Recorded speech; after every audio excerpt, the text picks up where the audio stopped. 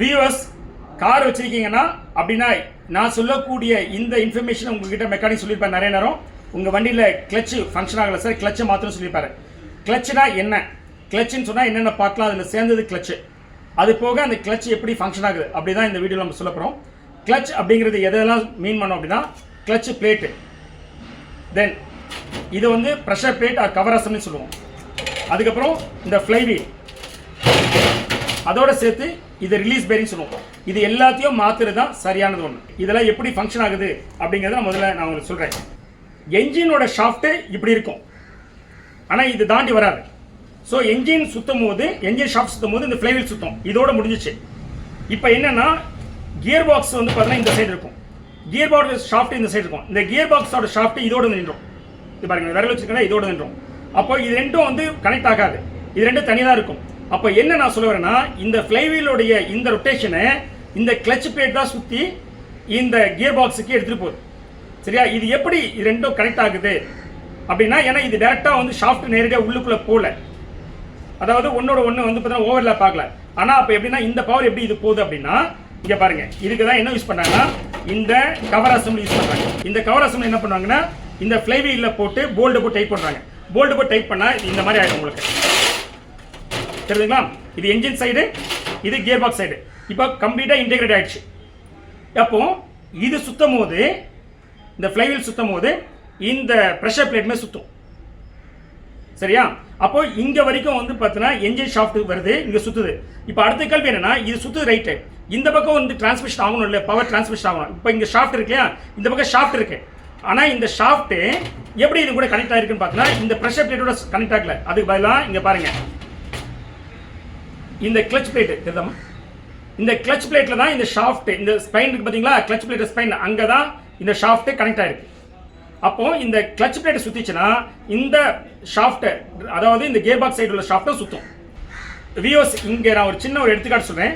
Assume பண்ணீங்க உங்களுக்கு sandwich இருக்கு இல்லையா, சாண்ட்விச்சில் ஒரு போர்ஷன், அதாவது பண்ணை ரெண்டாக கட் பண்ணணும் அப்படின்னா அது ஃப்ளைவீல், இன்னொரு ஆஃப் வந்து பார்த்தீங்கன்னா இந்த ப்ரெஷர் பிளேட்.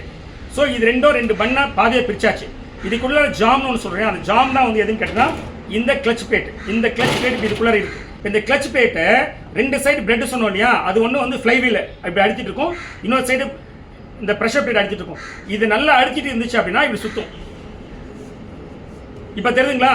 இப்போ எப்படி என்ஜின் இருக்கிற ஷாஃப்டோடைய அந்த பவர் இந்த பக்கம் வந்து பார்த்தீங்கன்னா கியர் பாக்ஸ் டிரான்ஸ்மிட் ஆகுதுன்னா, ஏன்னா இது சுற்றும் போது இதோட தான் வந்து பார்த்தீங்கன்னா கியர் பாக்ஸோட ஷாஃப்ட் சுற்றுது. சரிங்களா? ஸோ இப்படி தான் வந்து உங்களுக்கு பவர் டிரான்ஸ்மிட் ஆகுது. இப்போ நீங்கள் கியரை ஷிஃப்ட் பண்ணணும் அப்படின்னா அந்த டைமில் இந்த ப்ரெஷர் பிளேட் சுற்றக்கூடாது, சாரி இந்த கிளச் பிளேட் சுற்றக்கூடாது. அதாவது என்னென்னா இங்கே என்ஜினோடைய பவர் உங்களுக்கு கியர் பாக்ஸ் சைட் போகக்கூடாது, என்ஜினோட பவர் இதில் மட்டுமே சுற்றணும். அதாவது என்ஜினோட பவர் எப்பவுமே இந்த ஃப்ளைவீலில் சுற்றும், இது சுற்றணும். ஆனால் என்னென்னா இந்த யூனிட் சுற்றக்கூடாது, இது உள்ளுக்குள்ளே தான் இருக்குது, சுற்றக்கூடாது. சுற்றாமல் இருந்தால் தான் உங்களால் கியரை ஷிஃப்ட் பண்ண முடியும். ஏன்னா கியர் ஷாஃப்ட் சுற்றிட்டே இருக்கும் போதே நீங்கள் கியர் போட்டீங்கன்னா கியர் உடஞ்சிடும். அப்போ இதை கியர் ஷாஃப்ட் சுற்றக்கூடாதுன்னா இந்த கிளச் பிளேட் சுற்றக்கூடாது. கிளச் பிளேட் சுற்றக்கூடாதுன்னா அப்போ நம்ம கிளச் பிளேட்டை எப்படி டிஸ்கனெக்ட் பண்ணுறது, சுத்த விடாமல் பண்ணுறது அப்படின்னா இங்கே பாருங்கள், உங்களுக்கு இந்த இடத்துல இதுதான் வந்து பார்த்தீங்கன்னா நம்ம என்ன சொல்லுவோம், டயஃப்ராம் சொல்லுவோம், டயஃப்ராம் ஸ்ப்ரிங். இந்த டயஃப்ராம் ஸ்ப்ரிங் நீங்கள் அழுத்துனீங்க அப்படின்னா என்ன ஆகும்னா இந்த யூனிட் இருக்கு பார்த்தீங்களா, இந்த யூனிட் கொஞ்சம் உள்ளார போகும், இது அடுத்தோ இது உள்ளே போகும். இப்போ திக்னஸ் கம்மியாகும். அப்போ திக்னஸ் கம்மியாகும் போது ரெண்டு பிரெட் கடையில் ஜாம் வச்சிங்க இல்லையா, அப்போ என்ன ஆகும்னா ஜாம் வந்து பார்த்தீங்கன்னா உங்களுக்கு கம்ப்ரஸ் ஆகாது, ஃப்ரீ ஆகிடும். இந்த அழுத்தம் ஏற்படாத பட்சத்தில் இந்த ப்ரெஷர் பிளேட்டு, சாரி இந்த கிளச் பிளேட் சுத்தாது.